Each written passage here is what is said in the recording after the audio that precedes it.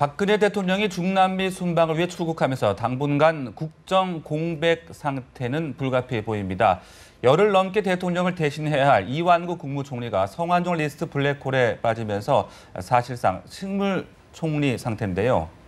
특히 조만간 이 총리가 검찰에 소환될 수 있다는 얘기까지 나오고 있으면서 논란은 더 커질 전망입니다. 네, 한편 반기문 유엔 사무총장이 숨진 성 회장과 자신이 가깝다는 이유로 표적 수사를 당했다는 주장에 대해서 당혹스럽다고 말을 하면서 분명한 선을 그었는데요.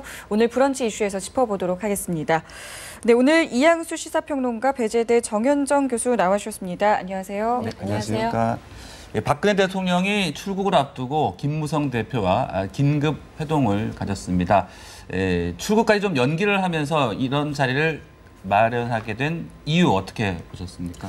참 어제 상당히 이례적인 일이었죠. 네. 중남미 출장 계획이 사실은 굉장히 빡빡하게 잡혀 있었거든요. 그런데 그것을 한 서너 시간 갑자기 연기하게 됐을 때 그 배경이 무엇인가 굉장히 다들 촉각을 곤두세웠는데 결국은 당대표와의 면담 때문에 그랬다라고 네. 하는 것이 밝혀졌는데 당대표와의 면담을 그렇게 갑작스럽게 잡게 됐는데 과연 이것이 누구의 제의였는지 굉장히 중요한 부분인 것 같아요.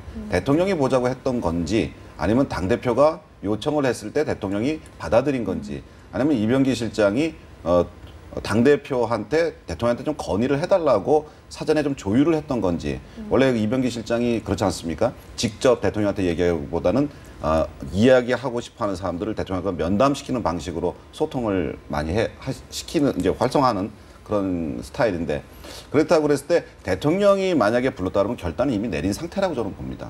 하지만 이제 당대표가 원했던 거라 그러면은 이것은 이제 건의겠죠. 예. 근데 이병기 실장이 만약에 중간에서 다리를 놓았다면 이병기 실장의 생각과 당대표의 생각이 합쳐진 거라서 힘을 받을 것이고요. 그래서 결론은 어떻게 날지 모르겠지만 대통령이 어쨌든 그 요청을 뭐 건의든 아니면 본인이 결단을 내렸든 발언에 주목할 필요가 있어요. 발언이 다녀와서 이제 거취를 결정하겠다 그랬거든요. 유임할 생각이라면 거취를 결정하겠다, 결단이라는 이런 단어를 쓰지 않을 것 같아요. 네. 그래서 이 총리한테 나의 순방 기간 동안 어떤 이 전국을 확실하게 반전시킬 카드가 있다면 그걸 내놓고 없다면 본인의 거취를 스스로 결정하라 이런 뜻 아닌가 싶습니다. 네, 사실 그 회동이 끝나고 나서 굉장히 어떤 뭐 중대 결정이 있진 않을까 좀 관심을 가졌지만 딱 떨어지는 답은 없었습니다. 어떻게 보셨어요? 아니요, 뭐 그것은 이제 뭐 일종의 아직까지 그 결정이 아니라 나름대로 그 비공식 회담이었기 때문에 그 내용은 실제로 이제 돌아오신 다음에 대통령이 직접 말씀하시도록 하는 게 맞는 것 같고요. 그런 차원에서 김무성 당대표하고 실제로는 형식적인 얘기를 나눴을 거라고는 누구도 추측하지 않고 다만 이제 말씀하신 것처럼 박근혜 대통령이 과거에 뭐 집권 1년 차에는 국정원 대선 개입 의혹이 있었고 그리고 2년 차에는 정윤회 문건 파동 뭐 이런 것들이 있었는데 그때도 사실은 국정의 위기다 이렇게들 많이 판단을 내리셨는데 그때와는 사뭇 다른 대응을 하신 거거든요.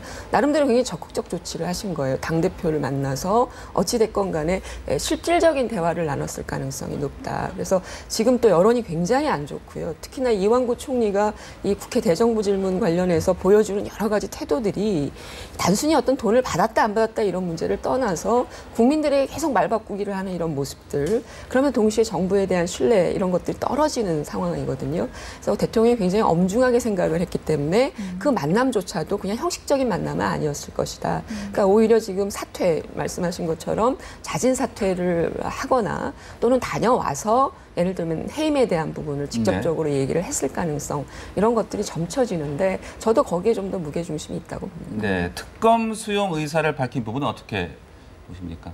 대통령이 뭐 이제 필요하다면 특검이라도 해야 된다고 이야기한 것은 사실 특검을 추진하라는 이야기죠.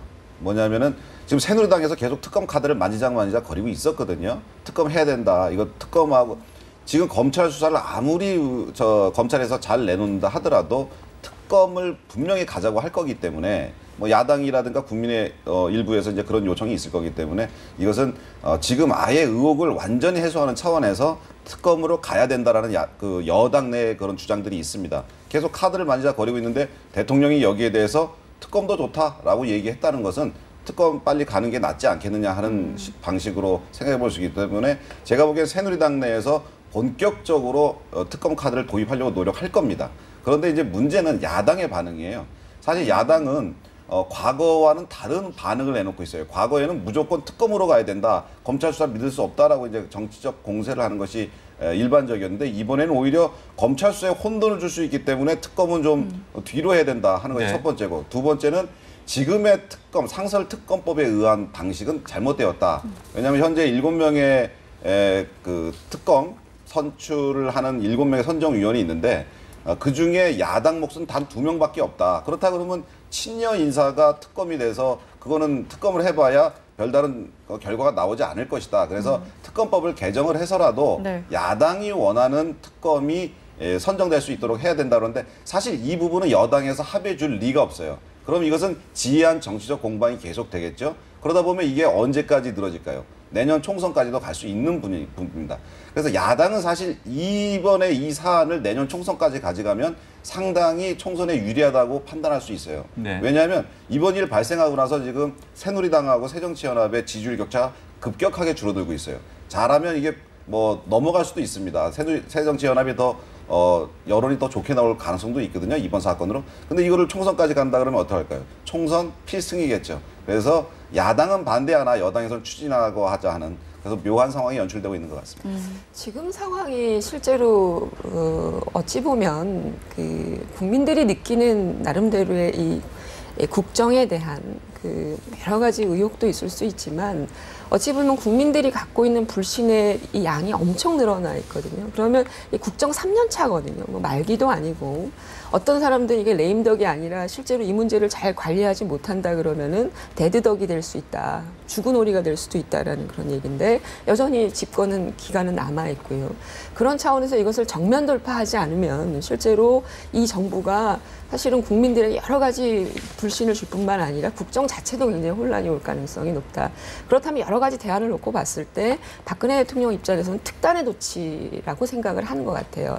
그런 차원의 특검 카드를 사실은 대통령이 적극적으로 취할 수 있는 가능성이 있고, 또 하나는 특검이라고 하는 게 우리가 어찌됐건 간에 현재 현행 특검법에 의하면 어찌든 여야가 추천을 하는 후보가 있지만 최종 특검은 누가 정하느냐, 대통령이 사실은 정하는 거거든요. 그렇다면 이 문제를 관리하는 데 있어서 대통령이 이니셔티브를 질 수가 있고 또 나름대로의 국민들에게 쇄신하는 나름대로의 그런 모습도 동시에 보여줄 수 있기 때문에 대통령이 현재로서는 특검 카드 외에는 적극적 조치 수단이 없다. 그래서 아마 적극적으로 고려할 거라고 생각이 되고요. 야당의 경우에는 실제로 뭐 저도 사실은 왜 야당이 특검을 요구하지 않느냐 네. 이거에 대해서 굉장히 비판적 시선을 가지고 얘기를 했지만 네. 야당의 입장에선 그래요. 이게 어쨌든 그 성완종 그 리스트에 포함되어 있는 최초의 사람들은 현 정부의 실세들이었단 말이에요. 실세들이기도 하고. 근데 이 문제가 실제로 특검까지 가게 되면 수사 범위라든지 또는 또 논란의 범위가 굉장히 확대될 가능성이 높다라는 거죠. 그렇다면 몸통을 제대로 수사하지 못하는 이 전말이 전도되는 이런 문제가 생길 수도 있기 때문에 그렇다면 오히려 혼란만 주고 실제로 대답이 없이 답변이 없이 넘어가는 그런 형식적인 특검이 될 가능성이 높기 때문에 야당 입장에서는 포커스를 하라는 얘기죠. 그래서 실질적으로 문제가 있는 인사에 대해서는 제대로 수사를 하기 위해서는 네. 포커스된 수사를 해야 된다. 그래서 그런 차원들의 어떤 방지책 그리고 이 수사가 이른바 초점이 없이 흘러가는 이런 부분들에 대한 나름대로의 어떤 고민이 있었던 게 아니냐. 근데 뭐 역으로 정치적으로 야당이 굉장히 좀 유리해진 건 또 상황이 나타나 있으니까 특별히 이걸 특검을 세게 밀어봤자 뭐 여러 가지 득이 될 게 없다라는 판단도 하겠죠. 네. 그 여당 내에서도 이완구 총리 사퇴 목소리가 나오고 있고 또 야당은 해임 건의안 카드 이야기를 지금 하고 있는 상황인데 박 대통령이 자리를 비운 사이 국정에 공백은 없을까 우려하는 목소리도 있는 것 같습니다. 공백이 심각하죠. 지금 이제 현행 그 총리가 제대로 직무를 수행하지 못한다라고 하면 직무대행을 하지 못한다고 하면 부총리 제도를 갖고 있기 때문에 두 분의 부총리가 계신데 두 분의 부총리가 다 해외 순방 일정들을 네. 갖고 계시잖아요. 그러니까 실제적으로는 이 이완구 총리밖에는 직무대행을 실적으로 수행할 수밖에 없는 상황인데 지금 직무를 계속 대행해서 수행한다고 하더라도 사실은 식물총리죠. 이 여야가 지금 상당한 어떤 반대 입장을 보여주고 있고 어제도 우리가 대정부 질문 과정에서 봤지만 뭐 현안에 대한 질문은 다 없어요. 지금 대부분 정치적인 공방뿐만 아니라 공격이 지금 이루어지고 있는 상태에서 이 현직 총리가 실제로는 직무를 제대로 수행할 수 있겠느냐. 특히나 대통령이 안 계신 상황에서 그걸 대행할 수 있겠느냐. 누구도 그렇지 않다라고 보고 있거든요. 그래서 하더라도 식물이다. 이렇게 보는 거죠. 네. 그 반기문 유엔 사무총장에 대한 관심도 높았는데 발언을 내놨습니다. 보니까요, 성 회장과는 특별한 사이가 아니고 그리고 국내 정치에는 관심이 없다라면서 딱 선을 긋는 모습을 보였는데 그동안 저희가 알고 있었던 사실과는 좀 상반된 모습입니다. 반기문 사무총장이 충청포럼 창립 멤버로서 성완종 회장을 잘 아는 건 사실인 것 같아요. 네. 하지만 반기문 유엔 사무총장이 성완종 회장의 기업을 돕는다든지 성완종 회장의 정치적 입지를 강화하는데 조력을 했다든지 사실 그랬을 리는 없을 거라고 생각을 들거든요. 그리고 특히 저는 유엔 사무총장이에요. 그러니까 전 세계를 상대로 해서 일을 해야 되는 분인데 국내 정치라든가 국내 문제를 가지고서 유엔 사무총장하고 자꾸 연결짓는 것은 국익에 부합하지 않습니다. 왜냐하면 반기문 유엔 사무총장이 국내 문제가 연루됐다든지 스캔들에 연루됐다든지 그리고 국내 대권에 욕심이 있다든지 하는 것이 알려지게 되면 유엔 사무총장직을 대한민국 대통령이 되기 위한 어떤 방편으로 삼는 거 아니냐는 국제적 시각이 생길 수 있어요.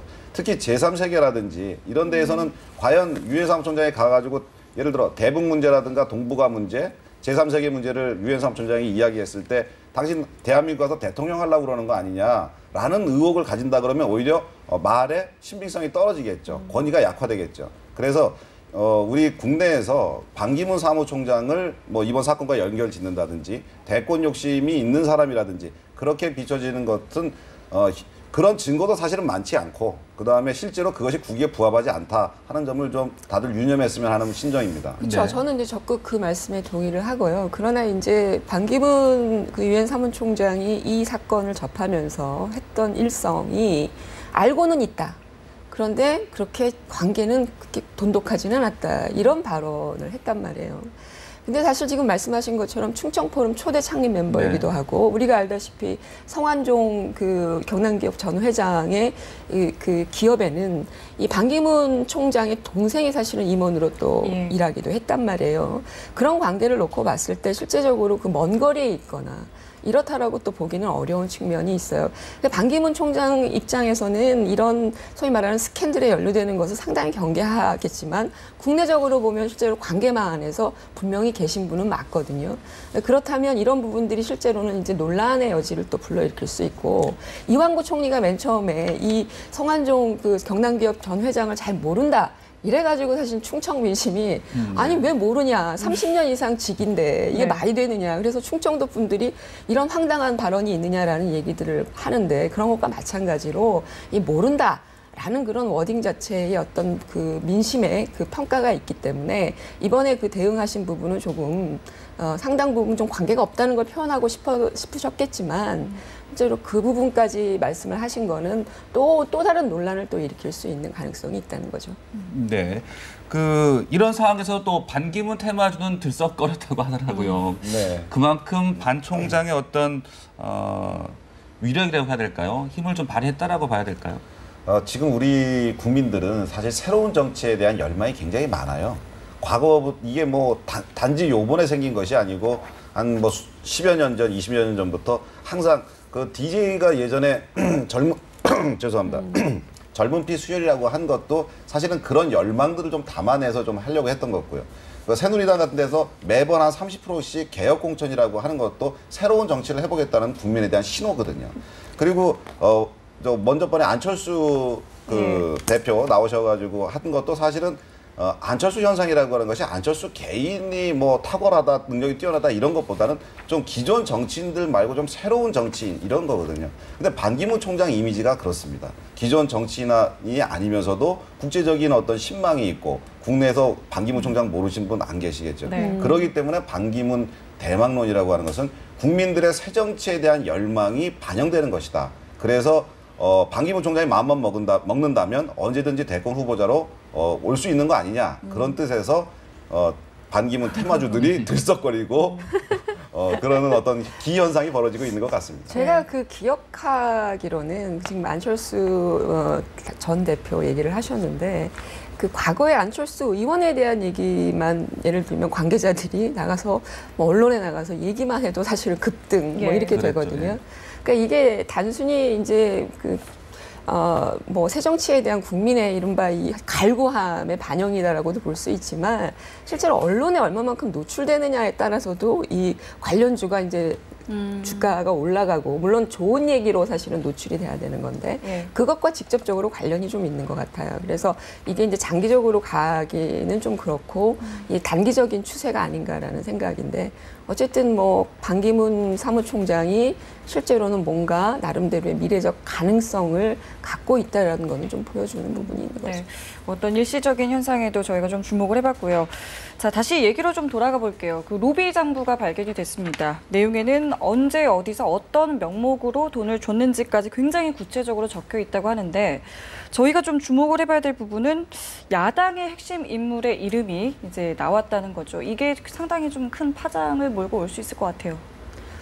그렇죠. 지금 이제 그 성완종 경남기업 전 회장이 실제로 갖고 있었던 인적 네트워크가 거의 뭐 대단하다는 거 아니겠습니까? 뭐 지하철 인맥이니 뭐 이런 얘기를 하는 것처럼 그렇다면 여당에만 또 친박에게만 국한된 그런 로비가 아니었을 거예요. 그래서 과거에 뭐 사면 예. 과정이라든지 이런 것들이 여전히 있기 때문에 그렇다면 당연히 야당 인사들도 실제로는 그 관계가 있을 가능성이 높고요. 뭐 몇몇 그 야당 국회의원들은 돌아가시 전에도 만났다는 거 아닙니까? 만났다고 이제 고백을 하기도 했기 때문에 그 과정에서 사실은 어떤 관계들이 있었는지 물론 인간적 관계도 있었겠지만 정치 세계에서 인간적 관계만 존재하겠습니까? 인간적 관계라는 게 사실 물질을 전제로 이루어지는 게 또 정치권의 생리인데 그렇다라고 하면 그 관계망 안에는 당연히 야당 인사들 포함되어 있는데 야당이 실제로 이런 부분들에 대해서 어떻게 대응할 건가에 대한 그 관심들이 국민들이 있는 거죠. 네. 당연히 포함되어 있을 거라고는 다 인정을 하지만 야당이 어떻게 나올까? 저거를 그냥 소위 뭉개고 갈까? 침묵하고 갈까? 아니면 나름대로 뭔가 자정하거나 고백하거나 국민들께 그걸 반성하고 어떻게 바꿔가겠다라고 하는 의지적 미래 방향을 보여주는 내용으로 돌파할 거냐. 근데 지금 문재인 당대표는 그런 모습을 전혀 보여주고 있지 않지요. 어찌됐건 현 정부에 대한 어떤 날선 공방에만 지금 참여하고 있을 뿐 네. 그걸 염두에 두고 실제로 자신들이 어떤 길로 갈 건지에 대한 길을 보여주지는 않고 있습니다. 그러니까 이런 부분들이 물론 선거 끝나고 어떤 방식으로 도래할지는 봐야 되겠지만 현재로서는 야당도 자유로울 수 없다. 그리고 대응도 실제로는 제대로 나오고 있지 않다. 예, 그러니까 그동안에 그 장부가 과연 있을 것이냐 없을 것이냐에 대한 굉장한 논란이 있었어요. 예. 꼼꼼한 성격 때문에 분명히 정치자금을 공유한 어떤 장부가 있을 것이다 라는 게 이제 대체적 관측이었는데 드디어 그게 나왔습니다. 이게 가진 파괴력은 정말 저는 대단하다고 생각해요. 이 정치자금 그 장부에 만약에 나와 있는 정치인들의 리스트들을 잘 살펴보고 그들이 어떤 일을 했는지를 보면 이것이 정치 개혁의 어떤 죄송합니다. 시발점이 되지 않겠나 이런 생각이 들어요. 지금 그 장부에는 그 한 4, 5명의 그 처음에는 메모지였잖아요. 예. 메모지에 있던 사람 중에 한 4, 5명의 여당 인사들이 있고 그다음에 그동안 거론되지 않았던 7, 8명의 야당 인사들이 있다고 그랬어요. 네. 근데 과거에 이분이 노무현 정권 때 2번의 특사를 받습니다. 근데 그 특사 때 처음에 2002년도에 민정수석을 했고 그다음에 나중에 2008년 특사 때는 비서실장을 했던 분이 문재인 당대표예요. 그다음에 2008년 1월에 그 특사 받을 때 민정수석은 또 지금 전해철 새정치연합 의원이고요. 그렇다 그러면은 노무현 쪽 인사들하고 상당히 연관관계가 있다. 그분들한테 만약에 정치 자금이 공여되었다. 그러면 야당도 절대 자유롭지 못한데 특히나 경남 기업의 금고지기들이 있지 않습니까? 그러니까 재무 담당자, 예. 회계 책임자들 그런 분들 중에 지금 노무현 때 경남 기업 재무 담당 임원 그분까지 검찰에서 소환을 했다고 그러죠. 그렇다 그러면은 이것이 이번 박근혜 정부의 어떤 친박 실세 처음에 메모지에 나온 명단뿐만 아니고 MB 정부 거슬러 올라서 노무현 정부 때까지 정관계 이사들이 다들 만약에 거론이 되고 그렇다 그러면 이분들에 대한 정치권에서의 어떤 축출 논의가 분명히 있을 것이고 물론 이제 법에 따른 처벌은 뭐 당연한 거고 도덕적 책임까지도 물을 수 있을 거고 그렇다고 그러면은 새로운 정치를 열망하는 국민들한테 양당에서 공히 새로운 정치하는 모습을 보여줘야 되거든요. 부정부패를 척결하는 모습을 보여야 됩니다. 그렇다 그러면 정치 개혁의 시발점, 변곡점이 될 수 있겠다는 생각이 듭니다. 오늘 그 나온 보도를 보니까 성완종 전 회장이 실제로 이제 국회의원들한테 나름대로 후원금을 줄 때 우리가 불법 후원금이라고 하는 그 그 기초 액수가 있죠. 100만 원 이상 뭐 이렇게 되어 있는데 그거를 지불하기 위해서 경남 기업의 임원들에게 쪼개기 방식으로 해서 뭐 일부 의원들에게는 500만 원도 가고 300만 원도 가고 이런 식으로 해서 후원, 이른바 불법 후원 비슷한 것을 저지르는 부분들이 있다라는 거죠. 그렇다면 그런 쪼개기 방식이 실제로는 이런 실세 의원들 몇몇 의원들에게만 갔겠느냐. 이제 다양한 여야를 막론하고 다양한 의원들의 후원금 형태로 갔을 가능성이 높다라는 것이고 이런 돈이 지금 쓰여질 돈들이 지금 출처가 밝혀지지 않는 돈들이 한 30억 원 이상 지금 드러나고 있다는데 이런 것들이 어떤 방식으로 사실은 전달됐는지 이제 검찰이 그걸 밝혀내야 되겠지만 그 안에는 다 야당도 실제로는 자유롭지 못한 증빙들이 나와 있고 저는 사실은 지금 USB 관련된 USB가 지금 검찰이 갖고 있잖아요. 네. 이게 일정 부분 사실 정치권에 흐를 거라고 생각이 돼요. 그 안에 어느 정도의 내용들이 들어있다라고 하는 것들이 실제로는 정치권에 나름대로 정보들이 흘러나갔을 수도 있고 그렇다면 지금 떨고 있는 의원들이 꽤 많이 있겠죠. 네, 그 홍준표 지사의 경우도 1억 원이 전달된 것으로 지금 알려지고 있는데 홍 지사는 지금 부인을 하고 있는 상황이거든요. 네, 홍 지사는 뭐 그 중간에서 배달 사고가 났을 가능성이 높다라고 얘기를 하고 있고 본인하고는 선을 확실히 긋고 있죠.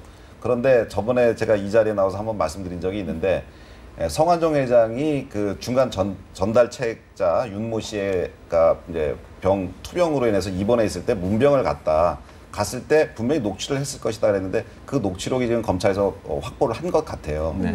근데 그때는 추정이었는데 이제는 좀 확신을 갖게 됐는데 그러면 그 녹취록에 홍준표 지사한테 윤모 씨가 전달했다라는 증언이 있거나 그리고 그에 상응하는 다른 뭐 여러 가지 말들이 있다 그러면은 홍준표 지사가 상당히 난감한 처지에 봉착하게 되는 거죠.